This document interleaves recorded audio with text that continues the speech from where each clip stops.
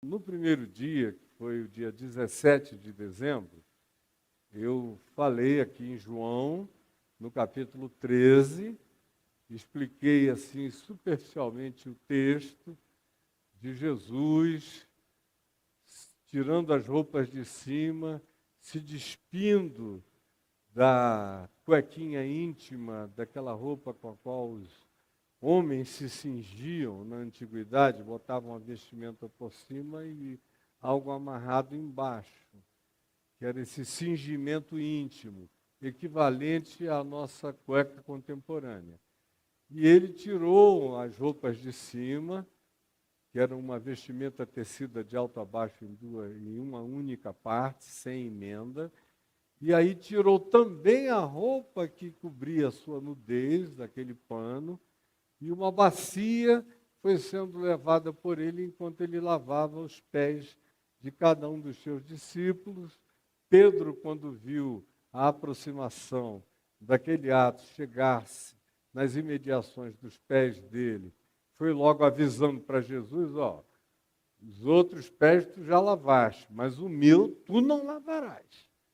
Aí Jesus disse, se eu não lavar os teus pés, Pedro, tu não tens parte comigo. Aí Pedro, que eu já falei um pouquinho disso, tinha aquela personalidade superlativa, um tanto histriônica, falou, então se é assim, não me lave só os pés, mas também as mãos e a cabeça, me dá um banho geral. Aí Jesus disse, cara, você não tomou banho hoje não? Quem já tomou banho não precisa de outra coisa de lavar, senão somente os pés. Ainda mais porque eles andavam não de tênis, mas de sandália. E qualquer um que ande, suje os pés com a poeira do caminho. Eu falei sobre isso, fiz aplicações, tal. E aí, falei um pouco do que eu faço, tu não sabes agora, mas fui en passant, concluí com aquela questão, compreendeis o que eu vos fiz? E deixei essa questão para vocês pensarem no dia 27, Natal, Réveillon, até o nosso encontro passado no dia 7, de onde eu retomei a questão do compreendeis o que eu vos fiz, dizendo a todos os que estavam aqui, que quando Jesus fez aquela pergunta, ele nos disse, implicitamente, que o Evangelho não é acerca do quê, não é acerca de conteúdos, dogmas, doutrinações, filosofações, sistematizações, elucubrações, elaborações, não. Ele não disse, compreendeis o que eu vos disse, compreendeis o que eu vos ensinei, com palavras, com oralidades, não. Ele diz, compreendeis o que eu vos fiz. O Evangelho se explica no seu modus operandi. Ele não é discursivo.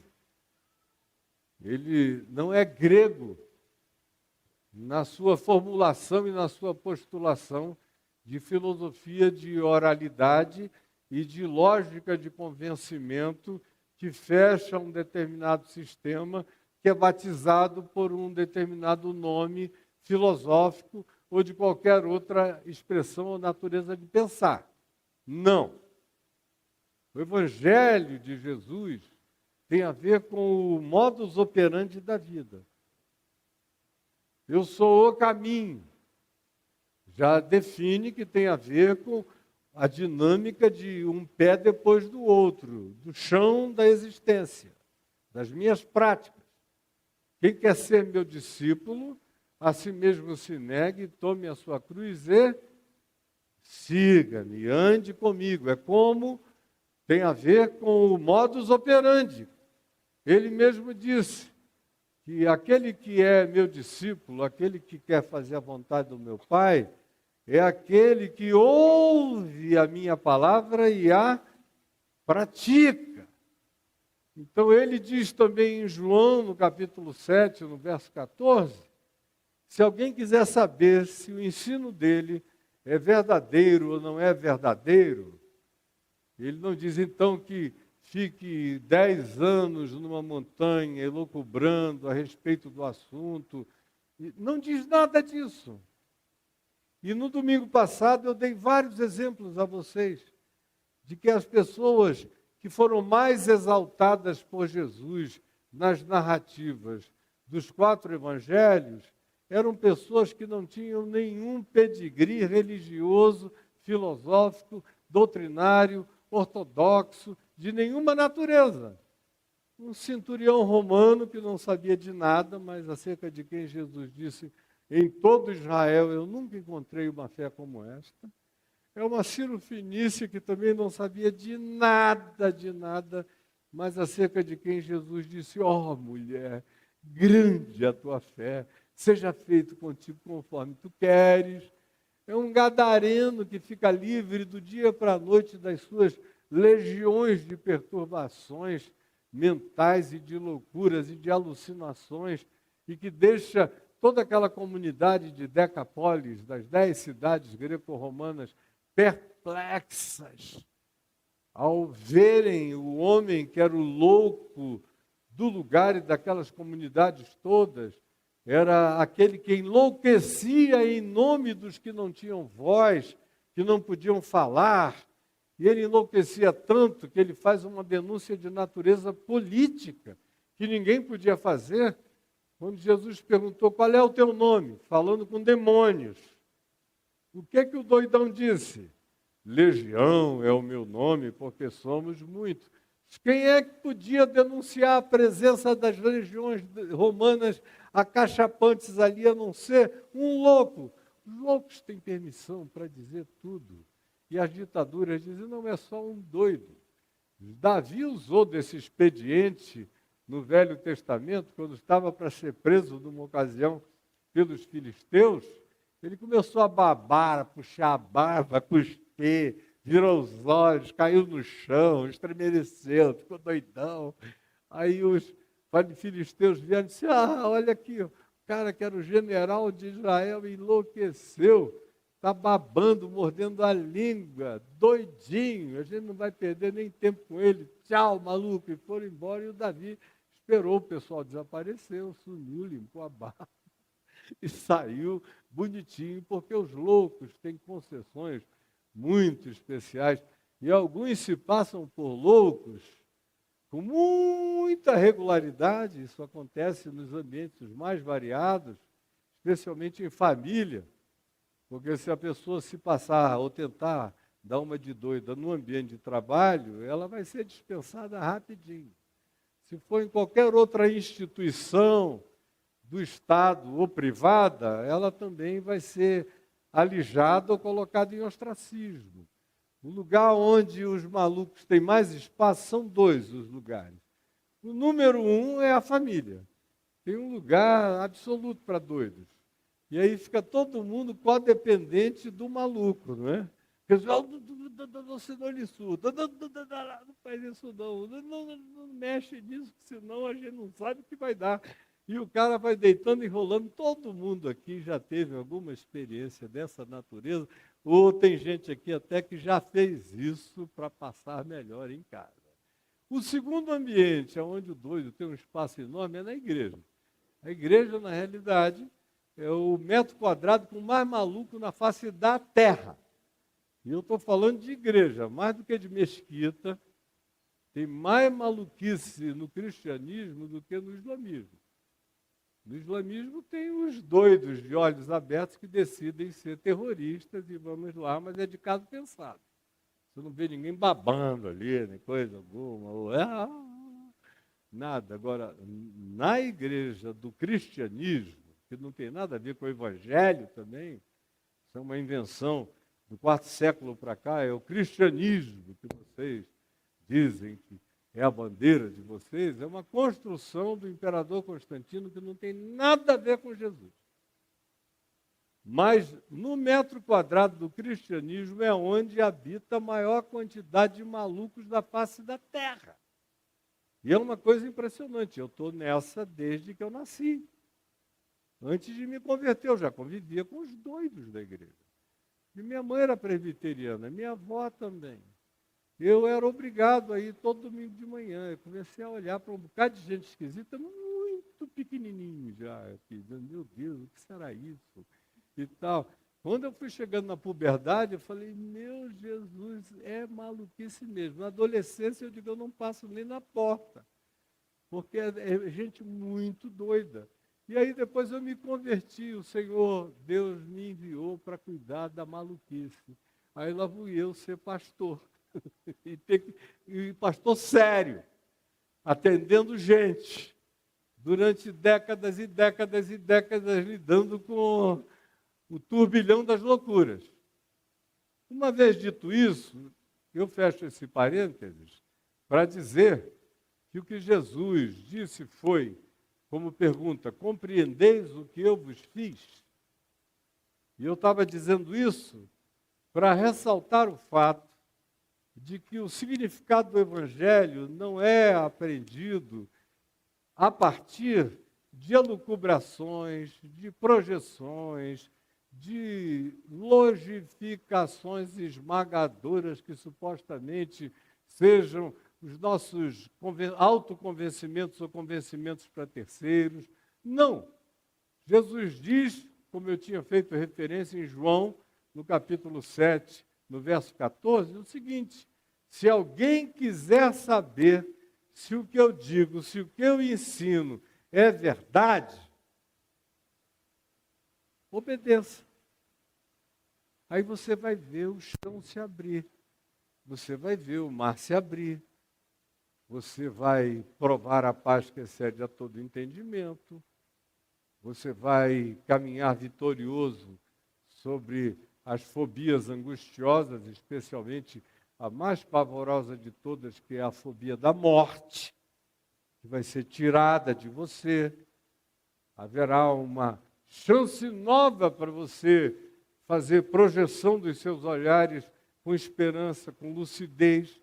Você pode vir a ser habitado por profunda luz mental, espiritual, não por causa do que você produziu com a sua elucubração de natureza intelectual, mas porque, na obediência ao princípio do Evangelho, que é fundamentalmente amor, e as implicações e aplicações do amor sublime de Deus, do amor ágape, na direção de todos os homens, por isso se manda até amar os inimigos e orar pelos que nos perseguem.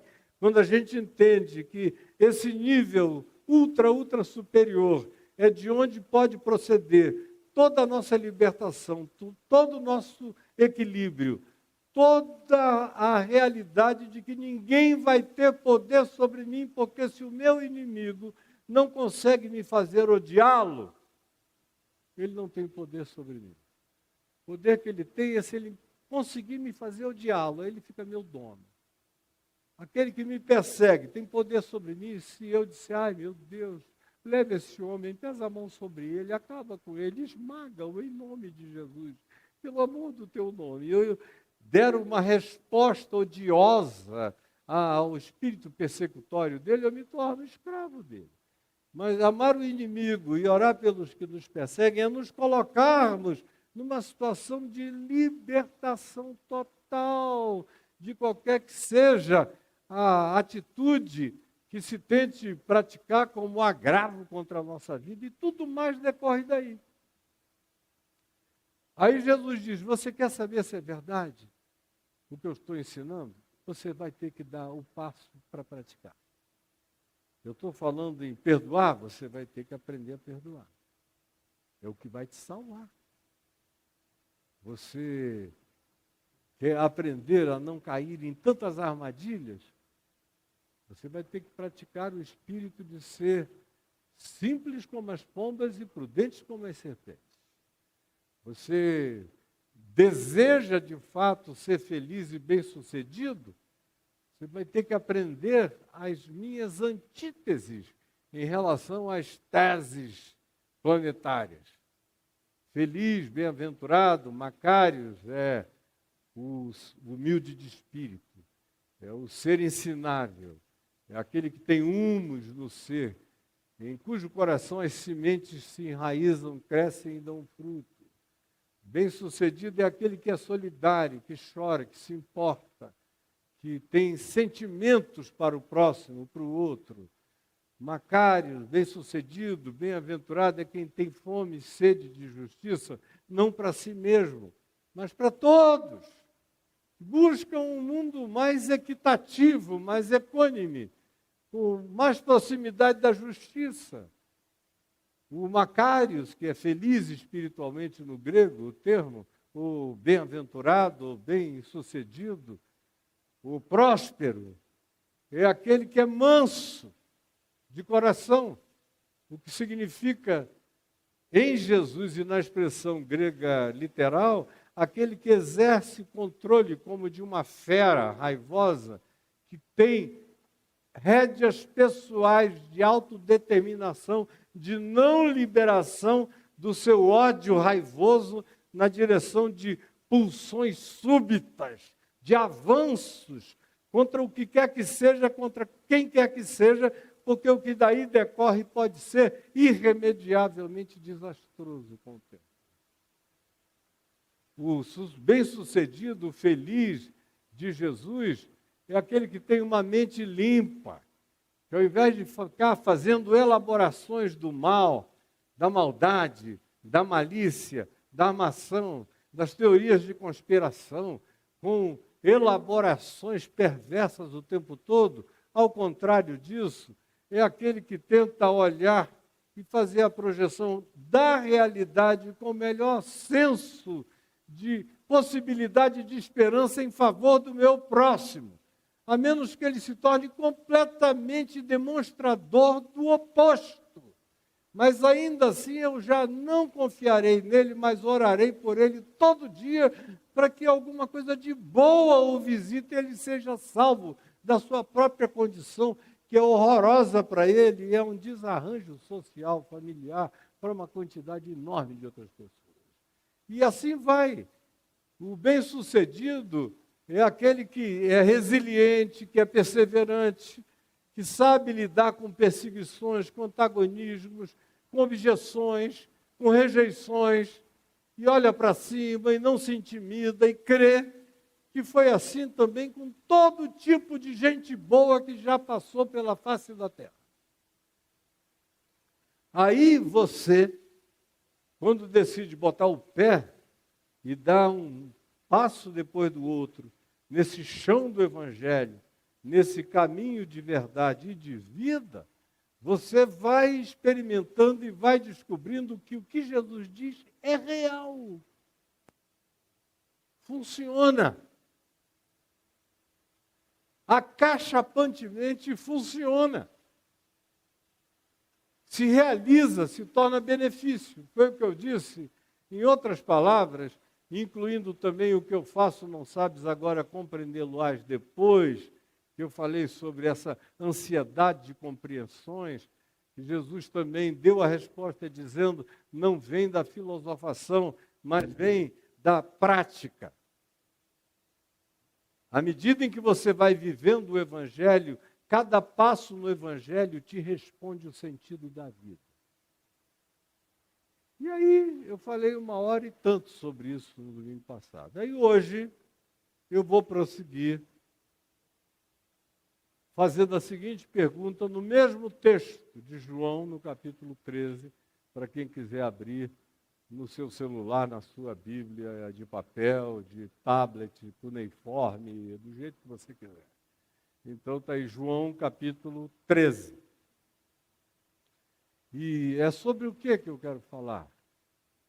É sobre o que responde à pergunta, de onde vem o poder para fazer o que Jesus mandou? Compreendeis o que eu vos fiz. Eu vos dei o exemplo, ele disse, para que assim como eu fiz, vocês façam também. Não era algo para dizer, ó, me compreendam bem e fiquem satisfeitos. Ao contrário, compreendeis o que eu vos fiz, para que assim como eu, que vocês chamam de o Senhor e o Mestre, pratico em favor de vocês, vocês tenham energia, decisão de praticar a mesma coisa uns pelos outros. Por isso o chamado é: venha após mim e siga-me, imite-me, viva-me, encarne-me, absorva-me. Por isso é que ele disse também em João 6, que é preciso comer a carne dele e beber o sangue dele, significando com isso não um convite antropomórfico, mas significando a assimilação da palavra dele, virando DNA, virando célula, virando sinapse mental, virando a mente de Cristo na gente, virando um olhar, uma atitude que vai se transformar em emoção, sentimento, caráter, comportamento. Tem que andar nesse processo, do contrário, é apenas perda de tempo.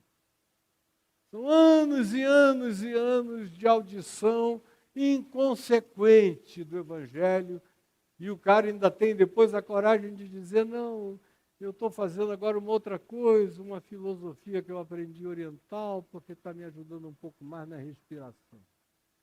É verdade, vai te ajudar bem na respiração, vai fundo e vai firme. Agora, Jesus estava te ensinando a andar, cara. Você nunca quis andar? Então o Evangelho nunca vai ser boa nova para você, não vai produzir um único fruto que seja coerente com a proposta. Não vai se consumar, porque o Evangelho não é acerca do que, é acerca de como. Compreendeis o que eu vos fiz? O que ele fez? Ele se despiu, ele não teve vergonha da nudez dele, humana, mais íntima. Ele lavou os pés dos outros, sem nenhuma preocupação de que tivesse algum idiota ali dizendo: olha só como eu sou superior a ele. Sem nenhum espírito de comparação, que é uma das coisas mais perversas que podem nos atingir, é esse espírito de medimento de nós mesmos com os outros. É o que mais gera inveja, frustração e, depois de um tempo, um sentimento enorme de inoperância e inalcançabilidade do que o outro me proponha, para que eu, em o imitando, o alcance, em o alcançando, fique glorioso, como supostamente eu digo ou penso que ele seja. Tudo idiotice, vaidade e correr atrás do vento. Compreendeis o que eu vos fiz? Tem a ver com saber lidar com as traições. Como ali no verso 2 diz que durante a ceia, tendo já o diabo colocado no coração de Judas Iscariotes, que traísse a Jesus, Jesus, com o traidor sentado ali, ele levanta e fica nu. O traidor não o intimida em relação a apresentar a realidade de quem ele era. Ele poderia pensar: bom, o traidor está aqui, depois que o traidor sair eu faço isso. Não. Ele tira a roupa na cara do traidor. Lava os pés do traidor. Aí depois o pessoal fica perguntando: quem é o traidor? Quem é o traidor? Aí manda um recadinho para João, que estava ali perto, encostadinho. João fala no ouvido dele e pergunta: quem é o traidor? Aí João pergunta: mestre, quem é o traidor? Aí Jesus disse: é aquele para quem eu der um pedaço de pão molhado aqui dessa ceia. Quebrou o pão da ceia, molhou no vinho e deu para Judas. Todo mundo viu e ouviu quando Jesus disse: o que tu tens de fazer, faze-o depressa. E Judas se levantou e saiu dali. Agora, de onde vem o poder para lidar com o traidor com essa atitude? Você tem essa atitude? Você pode até dizer: não, eu sei lidar muito bem com alguns tipos de traidor, desde que não seja aquela que me trai com meu marido, ou com a minha mulher, ou com isso ou aquilo. Mas ali tem o exemplo mais pontiagudo e extremo do significado da traição.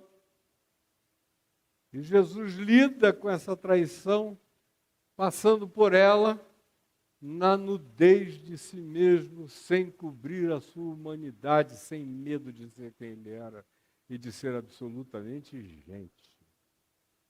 Mais do que isso, você olha adiante e você o vê tendo que lidar com as questões que aparecem toda hora nos ambientes fraternos ou comunitários, os relacionamentos variados da nossa vida, de gente querendo saber coisas como Pedro, querendo uma afirmação, validação de uma importância superior, que era o que ele estava querendo. Está lavando o pé de todo mundo, já que é para lavar o meu, então é a cabeça, o corpo inteiro e tal, porque eu sou maior, especial e diferente. É uma coisa tão difícil você lidar com essas projeções de superioridade humana. Me diga a dificuldade com a qual você lida com isso nos variados ambientes da sua vida. É perturbador. Para algumas pessoas é absolutamente insuportável. Não era o caso aqui de Pedro, mas na maioria das vezes com a gente você lida mesmo com o narcisismo mais puro, mais exuberante, mais superlativo, mais sem noção possível. É uma dificuldade enorme. E às vezes a gente para tudo, para a família, para relacionamentos, termina vínculos, se separa de pessoas, não quer mais nem ver, nem ouvir, porque não conseguiu aprender a lidar com essas circunstâncias que fazem parte do cotidiano de todos nós. Aí você vai mais adiante e você vê Jesus dizendo: vocês me chamam de Senhor e de Mestre, fazeis bem porque eu sou.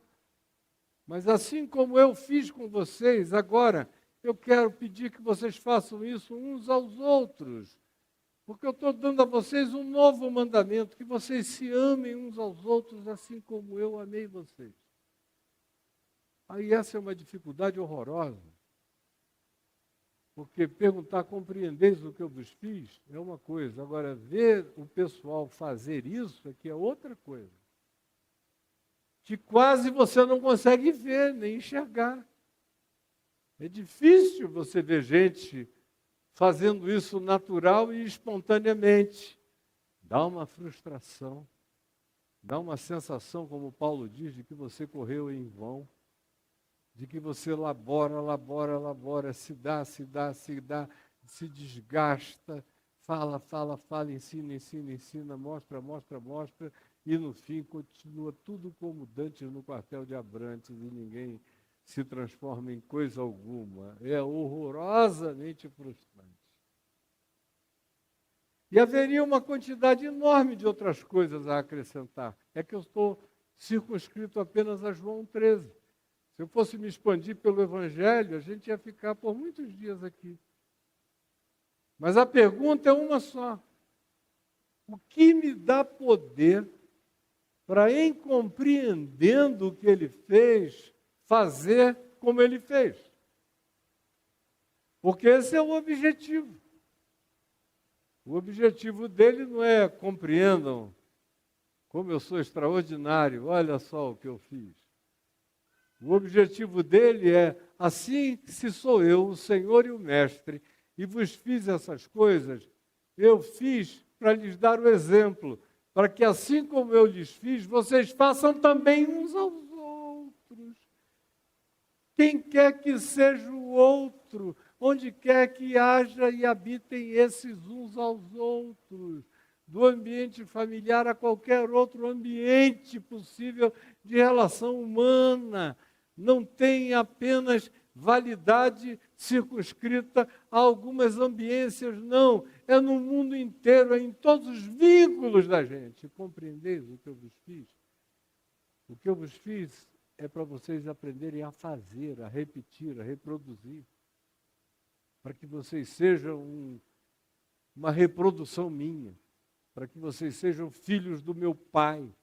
Para que vocês sejam a minha cara, para que vocês sejam a minha expressão, para que vocês sejam o meu corpo, para que vocês sejam minha continuidade, para que vocês sejam a minha presença, com toda a relatividade de vocês, mas a minha presença em estado profundamente qualitativo, pela obediência simples de vocês à manifestação, à compreensão do que eu fiz, e que vocês entenderam e por isso repetem. Porque o Evangelho não é acerca do que, ele é acerca de como eu faço as coisas. Aí eu dei, semana passada, um monte de exemplos também, e de citações doutrinárias, de gente que não sabia nada.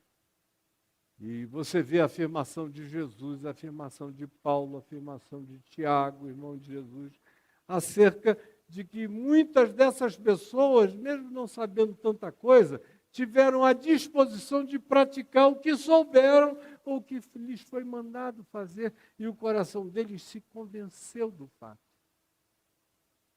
Intrinsecamente, intuitivamente, eles disseram: o nome disso é verdade.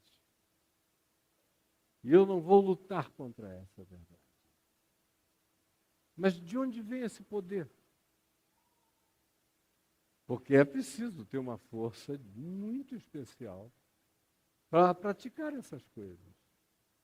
Elas não acontecem com você fazendo um cursozinho de coach em algum lugar. O máximo eles vão te prometer grana. Não estou falando dos sérios, eu estou falando dos enganosos, que é a grande maioria por aí. Essa semana eu até fiz uma observação lá nos meus programas na internet. Você raramente vê um coach idoso. Você já notou isso? Quase todos são os garotos assim de 30, 32, 34, 35, até 40 anos. Bem novinhos, que não sabem de nada. Os filhos estão com 4, 5, 6 anos. Não sabem o que é ter filho adolescente. Não sabem o que é ter filho dizendo não. Não sabem o que é ter filho dizendo eu vou comer assim, você não tem nada a ver com isso. Não sabem nada, não viram nada, não sofreram nada, não entenderam nada. Você não encontra coaches velhos porque eles já viram demais para ficar vendendo mentira tão deslavadamente. Os jovens é que têm esse poder pela ignorância absoluta ou pelo mau caratismo mesmo, disfarçado de comigo nunca aconteceu. Mas, fechando esse parêntese, de onde vem o poder para a gente realizar isso que ele disse? Vocês compreenderam? Então façam a mesma coisa. Pratiquem isso. E está aqui, no verso inicial de João 13, que você podia olhar comigo e ler. Ora, antes da festa da Páscoa, preste atenção na palavra sabendo. Sabendo Jesus, repita comigo. Sabendo Jesus que era chegada a sua hora de passar deste mundo para o Pai, tendo amado os seus que estavam no mundo, amou-os até ao fim. Isso é maravilhoso. Sabendo Jesus, isso é uma coisa que, se eu não souber, nada vai ser construído em cima de mim. Eu tenho que ter essa consciência profunda, enraizada até as entranhas e os escaninhos mais indizíveis do meu ser, sabendo Jesus que era chegada a sua hora. Uma das coisas que a gente mais precisa aprender na vida é em que fase da vida a gente está, em que circunstância a gente está vivendo, em que hora da existência a gente está habitando. Porque eu vejo muita gente sofrendo, com 70 anos de idade, frustrada porque já não tem mais as energias dos 23. Digo, minha filha, você vai sofrer até aprender, mas não vai voltar para 23 de jeito nenhum, eu te prometo. Toma consciência de onde você está, de quem você é, do que você já viveu. Uma pena que você não tenha vivido, então. Mas eu sei exatamente onde eu estou. Eu estou com 69 anos desgastados, fazer daqui a dias, a caminho dos 70, muito rodado, conhecendo muito as minhas limitações e muito satisfeito com o que Deus me tem dado ser, ter, possuir, viver, experimentar nos limites da minha vida e do tempo da minha existência.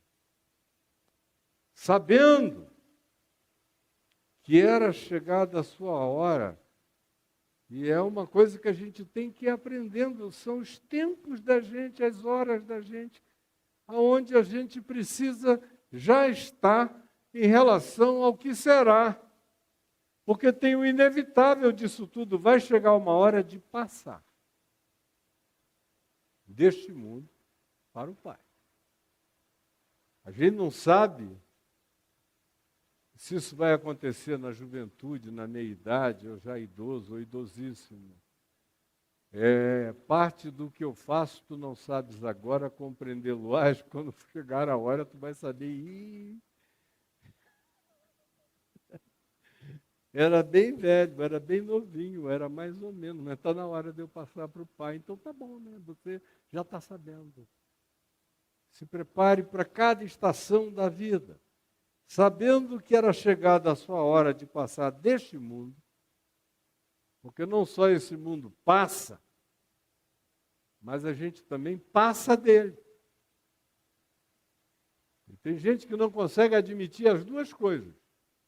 Uma é que o mundo passa. E quando o mundo passa, dependendo da tua idade, o que passa com o mundo passa para ti também. E você perdeu. Perdeu a geração, a hora, a relevância, o significado, a importância, a fama, a força. Tudo isso que acontece e que a maioria de nós entra em crise porque acontece. Pelo amor de Deus, o que você queria? O mundo passa, e com o passar do mundo, passo eu, passo você, passamos nós. Passaremos todos.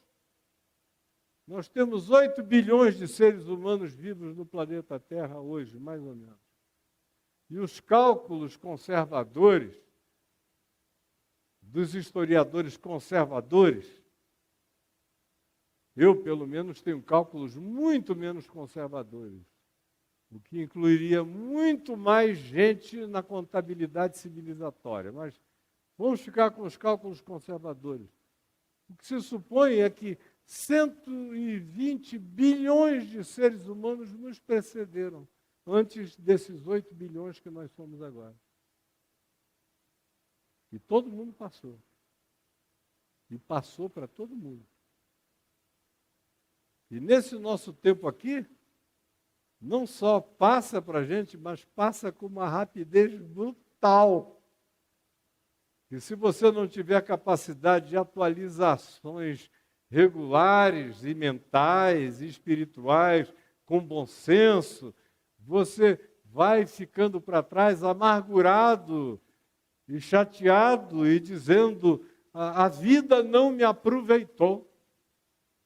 Não, ainda tem esse narcisismo tão grande que alguns dizem, é uma pena que o mundo não me enxergou.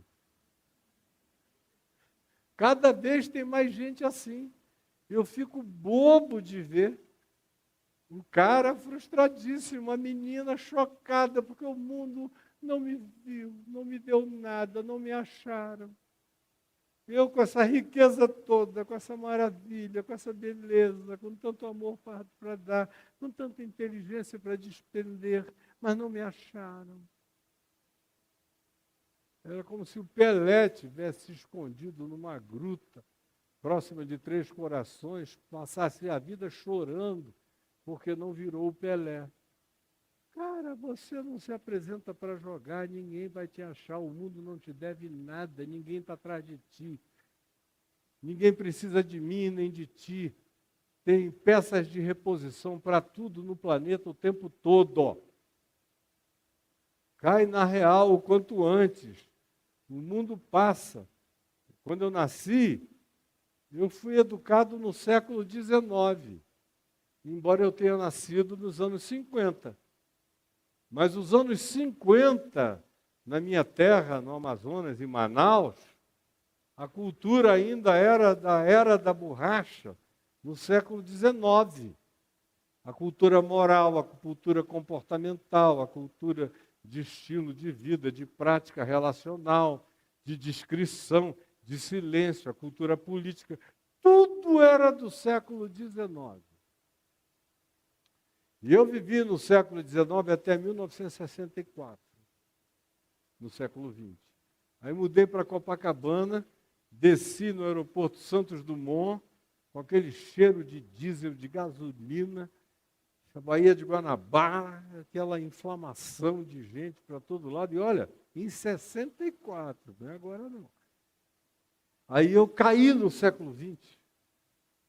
Aí me levaram para Copacabana, eu ouvindo aqueles papos das mulheres que eu nunca tinha ouvido. Meu Deus, olha os temas delas. Olha como elas cruzam as pernas lá do Amazonas. Eu nunca tinha visto uma perna se cruzar tão fartamente assim. Vai à praia e aqueles maiôs, naquele tempo não tinha tanto biquíni, uns biquínis ainda meio discretos, mas já umas bundas expostas, bonitas. No Amazonas todo mundo vestia maiôzão, levou um susto, né, Junal? Tá. Todo mundo vestia maiôzão, tinha umas que já saíam assim de sarong, do igarapé, era um negócio de autoproteção, era muito vitoriano. De repente eu chego, quando eu botei a cara em Ipanema a primeira vez, digo, uau! E aí entrei no século XX. Agora eu estou vivendo no século XXI, embora a minha cabeça esteja lá na frente. Sabendo Jesus, olha aqui o que se diz a respeito disso, que era chegada a sua hora. Era chegada a sua hora de passar. Você está preparado para passar? Porque está passando. Não está, não?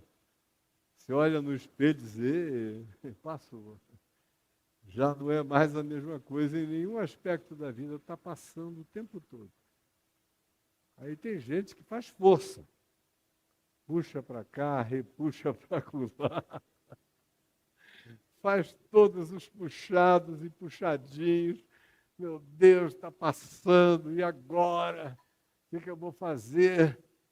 Sabendo Jesus que era chegada a sua hora de passar deste mundo para o Pai. O grande problema da maioria de nós é que o cara vai no máximo constatando que ele está passando deste mundo. Mas ele não sabe, não tem consciência, ou não quer ter, ou não quer assumir de que ele está passando deste mundo para o Pai, que é o que muda tudo. Senão fica só entre o berço e a sepultura.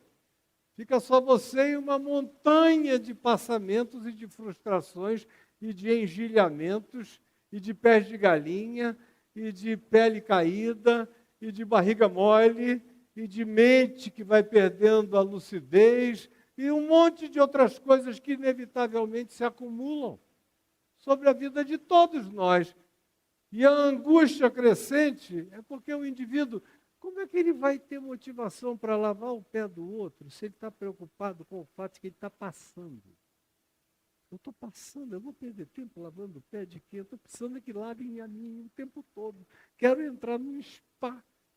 Meu Deus, vou lavar o pé uns dos outros. Isso é romantismo de Jesus, que sabia que ia ressuscitar dos mortos. Logo, em 3 dias, mas eu só estou passando. Porque ninguém tem consciência do significado de passar deste mundo para o Pai. Parece tolice, mas isso aqui muda tudo. Isso aqui transforma você de frango numa avestruz poderosa. Isso aí transforma você de gatinho angorá no Aslan do C.S. Lewis. aquele leãozão, aquele leão Cristo. Muda tudo. Isso aqui altera todas as determinações da vida da gente.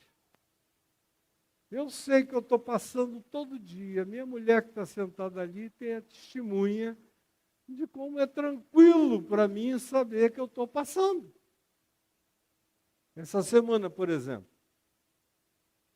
eu recebi uma oferta de uma pessoa muito, muito, muito forte, interessante, inteligente, e que está começando a me ouvir agora, todo dia, e a palavra vem alcançando o coração dessa pessoa profundamente. E ela não ainda sabe como reagir direito à palavra que vem alcançando aí, trazendo-a do avesso, ao contrário, ela sem entender de onde vem aquele poder que repuxa lá para fora, que vira os bagos da alma ao avesso, e a pessoa tem que se enxergar. Aí ela achou meu número e me ligou. Aí falou, eu quero te ajudar, eu quero te ajudar. Eu tenho muito dinheiro. Falei, que bom para você e tudo. Aí, mas você precisa também. Eu falei, preciso, mas não é a prioridade. Ah, não é a prioridade? Não, não é a prioridade. Em relação a você, eu tenho outras prioridades. Eu estou querendo ver o que começou a acontecer com você, entrar e virar você ao contrário. O resto é bobagem. Aí depois ele me mandou um vídeo de uma mansão de 200 e tantos anos atrás, impecável, linda, linda, um museu vivo, num dos lugares mais maravilhosos do Brasil, historicamente falando. Ele falou, isso aqui é meu e eu queria te dar, para você fazer o que você quiser aqui. Aquela coisa enorme. Um inhotinho, assim, de coisas num lugar central. Aí eu falei, não, meu amigo, isso não é prioridade, nem para mim, nem para você. Você está com 70 e pouquinhos, eu estou fazendo 70, acho que a gente tinha que ponderar melhor. Eu, quando tive idades bem menores, eu pegava isso assim no tapa, ó, pá! Pá! Pensei que era você. E aí, pegava no tapa e no dia seguinte já estava rolando. Mas agora não. Eu sei que eu estou passando. Aí eu já disse para ele um monte de coisa. Se você quer que isso aí funcione, você tem que saber que você está passando e que eu estou passando. E que, na melhor das hipóteses, a gente tem boas ideias sobre o que fazerem a partir de nós nisso aí. Mas nós não somos as pessoas para essa execução. Não estaremos aqui para essa consumação. Eu sei que eu estou passando. E você devia saber também. Então, first things first. Pois a gente vê o que faz com isso aí. E várias outras coisas que ele foi me propondo, eu fui dizendo, vamos esperar. Um bom banho é melhor do que isso hoje. Foi, sinceramente. Bota uma cadeira debaixo do teu chuveiro, deixa a água cair assim, 1h30, 2 horas. Tua cabeça vai fazer mais bem do que todos esses planos. Espera, porque a gente está passando.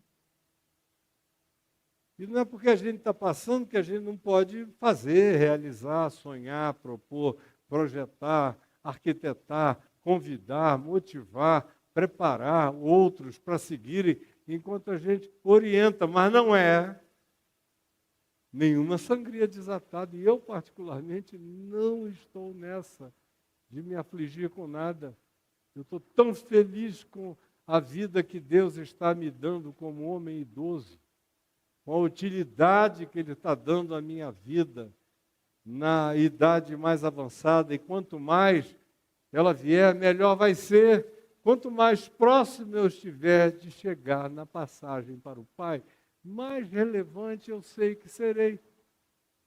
Ontem um jovem pastor presbiteriano me telefonou conversando comigo, disse, oh, o seu legado, reverendo, tanto legado. E eu ouvi aquela história de legado, me enche a paciência esse negócio de legado, porque parece que você está com AVC, e já só está ouvindo assim.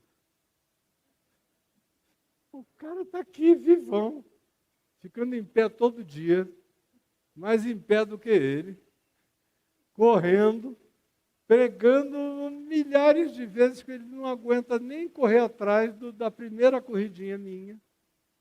Aí vem com o meu legado. Aí eu falei, ó, desculpa, eu posso te falar uma coisa? Você vai entender isso com o seu melhor coração? Aí ele disse, o que que é? Eu falei, eu tenho 50 anos de ministério, vou fazer 51. Mas o meu passado ainda está todinho no meu futuro. Aí ele falou, não entendi. Eu falei, eu estou te dizendo é que tudo que eu vivi antes não é nada perto do que eu ainda vou viver, meu filho. E eu não preciso de 50 anos mais para viver isso. Vai caber em 10, vai caber em 15, vai caber no tempo que Deus me der, vai caber tudo muito melhor e maior e mais significativo e relevante do que você jamais conseguiu conceber. Então, vamos deixar esse legado? Para depois que você estiver jogando flores na minha sepultura, se você for lá, e você fala no assunto. Porque eu, particularmente, estou longe de ter concluído qualquer legado. Eu estou andando na direção do Pai, todo dia, com lucidez e com alegria, sem medo de nada. Ao contrário, é o prazer desse abraço eterno, para o qual eu preparo meus filhos e meus netos todo dia. Eu vou partir, vocês olhem para cima e me vejam em glória. E se alegrem nessa glória e vivam para a gente se encontrar eternamente. Amém. Porque passa. E eu tenho que saber disso. Senão eu não tenho poder para lavar o pé de ninguém, para aguentar a traição de ninguém, para aguentar a negação do melhor amigo, como Pedro, que ia negar. Logo depois Jesus disse, ó, você vai me negar logo, logo, cara. Preparar-se para o que der e para o que vier. Para ser assim, eu preciso saber como as coisas são. E que o mundo passa. E que a gente passa junto. Mas que o grande poder da viagem está na convicção de que nós estamos chegando no Pai. É para lá que eu estou indo. Saber disso me dá um poder, uma força, uma vontade de viver imbatível, inabalável, que se renova com alegria todo dia. E eu não estaria aqui fazendo uma declaração dessa veemência com a minha mulher sentada nessa diagonal aqui, ó, se não fosse verdade, porque a primeira pessoa para não aguentar uma mentira seria ela. E ela sabe que isto é verdade. Sabendo que tudo passa e a gente passa também. Mas olhando e tendo absoluta certeza de que enquanto tudo vai passando e eu vou passando por tudo, eu estou indo na direção do Pai. Aí o verso 3 de novo introduz esse sabendo. Olha só o que está dito aqui. Sabendo este é Jesus, que o Pai tudo confiara às suas mãos e que ele viera de Deus e voltava para Deus, aí ele tirou a roupa e começou a fazer tudo o que fez, sabendo Jesus que o Pai confiara tudo às suas mãos. Eu não sei qual é o tudo que o Pai confiou às minhas mãos, mas ele confiou coisas à minha vida. Confiou a minha, confiou a tua. Cada um de nós, conforme os nossos dons, conforme nossas capacidades dadas por Ele, conforme a operação efetiva da graça de Deus na vida de cada um de nós. E eu tenho que saber disso. Eu não sou igual a você, você não é igual a mim, mas o Pai confiou coisas a mim que eventualmente não confiou a você. Confiara às minhas mãos, confiou a mim. E eu quero, como Paulo disse, combater o bom combate, completar a carreira e guardar a fé. Se eu não tiver essa consciência,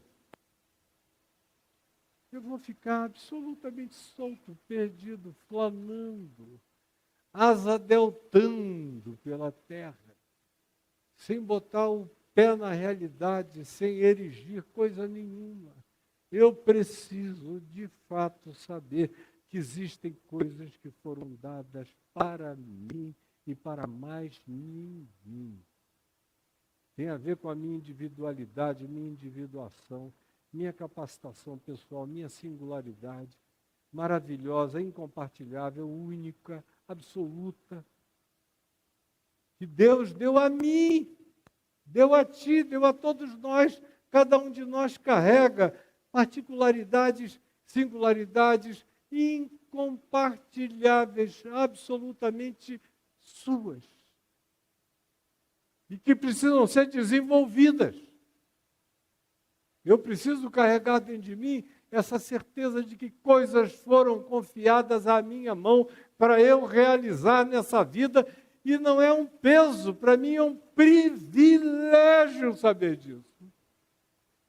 É um dos maiores privilégios que eu tenho, é estar acordando nos últimos 50, 51 anos, botando o pé para fora da cama e dizendo: obrigado, Senhor, pelo que Tu confiaste às minhas mãos para fazer nessa vida. Ajuda-me a fazer da melhor maneira que eu puder, com o melhor amor que eu tiver e com toda a alegria do meu coração, e ajuda-me a fazer com um coração simples, humilde, quebrantado, sem vanglória, sem arrogância, sem nenhuma atitude supremacista, sem nenhum poder de tentativa de autoabsolutização do meu próprio dom. O que tu me deste, tu me deste. O que tu deste a outros tu deste. Eu te agradeço pela possibilidade de ter o bastante para desenvolver e não enterrar e não sentar em cima. Você sabe disso? Que o Pai te confiou alguma coisa para dar significado à tua vida hoje? Ele te confiou. E é isso que vai te fazer levantar-se. O verbo que vem depois, a ação que é descrita, levantou-se e começa esse processo todo. O traidor, o negador, os questionamentos, a frustração de ensinar e ver que o pessoal não internaliza, não introjeta, as quantidades enormes de outras dificuldades de traição dentro da ceia, em volta da mesa da casa, na intimidade da vida, em qualquer que seja a natureza da intimidade da vida. Se você não estiver preparado para isso, você não vai nunca compreender qual é o significado do Evangelho a ser vivido por mim e por você. Sem esse entendimento, tudo mais fica voando diante de nós e a gente não objetiva absolutamente nada. Compreendeis o que eu vos fiz? A pergunta que eu gostaria de responder agora, e não sei se será possível, é: você compreendeu o que ele fez por você? Porque tem muita gente que está todo dia dizendo: Senhor, por que tu não fazes nada por mim? Nada por mim. Mas você está aqui, né? Podia não ser você. Quando teu pai e tua mãe fizeram amor, ou aconteceu algum coito do qual você decorreu, com amor ou sem amor, ou por acidente ou por intenção, o resultado é que alguns milhões de espermatozoides perderam o caminho. Só aquele que colidiu com aquele óvulo daquele mês da tua mãe é que fez você aparecer aqui. Aí a maioria das pessoas que eu conheço ficam perguntando: o que Deus quer de mim? Ele nunca fez nada por mim. Ele, pelo amor de Deus, ele começa olhando para o espelho e se enxerga. Ele fez você, cara. Fez você. Agora, se você não se gosta, não aprendeu a se amar, é outra história para a gente tratar junto. Mas você tem que saber. Saber que tem hora para tudo, saber que tudo passa. Saber que cada um de nós recebeu alguma coisa, algo foi confiado a gente. E a gente só compreende tudo isso quando a gente entende o que ele fez por nós. Ele me fez, ele fez em meu favor, meus pecados estão pagos, cobertos e perdoados. Ele ressuscitou e me colocou assentado nos lugares celestiais, nele mesmo, acima de todo principado, potestade e poder. Me deu o Espírito Santo para eu viver com coragem, ousadia, intrepidez, para rasgar mares e abrir passagens nas fendas, furar túneis nos obstáculos dessa vida, sem medo, sem receio, sem covardia. E de acordo com a capacidade que Ele me deu, Ele é poderoso para confirmar o que disse: eu estarei contigo todos os dias até a consumação dos séculos, até a tua passagem também. Todo dia contigo. Aí você vai começar a descobrir, na prática, uma outra maneira de viver. Eu não tenho o poder de transformar essa fala de 1 hora de duração em alguma coisa que vai mudar a tua vida e teu coração. Eu, pessoalmente, não tenho. Mas eu sei que o que eu disse aqui, internalizado por você, sem medo de compreender e com a ousadia e a determinação de praticar, tem o poder de alterar a tua existência inteira. De você se transformar num ré-exemplo de Cristo Jesus. Compreendeis? Eu fiz o que eu fiz para dar a vocês o exemplo, para que façais como eu vos fiz. Que vocês se tornem Jesuses. Para que vocês sejam pequeninos Cristos nesse mundo. Para que cada um de vocês, com sua personalidade, seu dom, suas competências, suas percepções, suas oportunidades, cada um de nós, de acordo com o elemento, com o invólucro histórico, temporal, circunstancial, que teve, que possui, seja, todavia, um exemplo, uma reprodução de Jesus no âmbito do seu ser, da sua personalidade, de quem você é. Você não tem que ficar parecido com ninguém. Você não descobriu ainda o poder extraordinário que pode eclodir da sua vida. Essa é a verdade simples.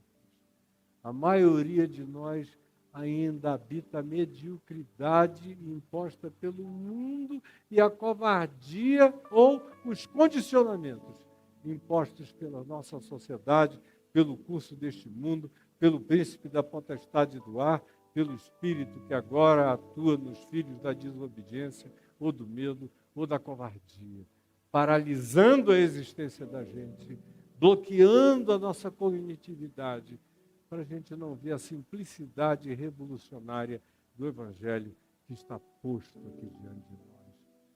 Compreendeis o que eu vos fiz? Vamos ver o que acontece domingo que vem, se eu vou conseguir mudar de assunto. Se eu não conseguir, eu vou falar sobre o que Ele fez por nós. E que você eventualmente ainda não tenha entendido de vez. e que precisa entender para andar por aí, olha, cara, aí sim, as portas do inferno não prevalecem contra ti. Não prevalecem. Entro no inferno e saio e acho pastagem. É a moçada do inferno que sai correndo na minha frente. Está chegando esse maluco, cheio do Espírito Santo de fé, sem medo de nada, porque ele sabe o que Cristo fez por ele. E aí, não tem poder na terra que se compare a essa consciência. Não tem. Não tem. Vocês entenderam? O resto é chupeta.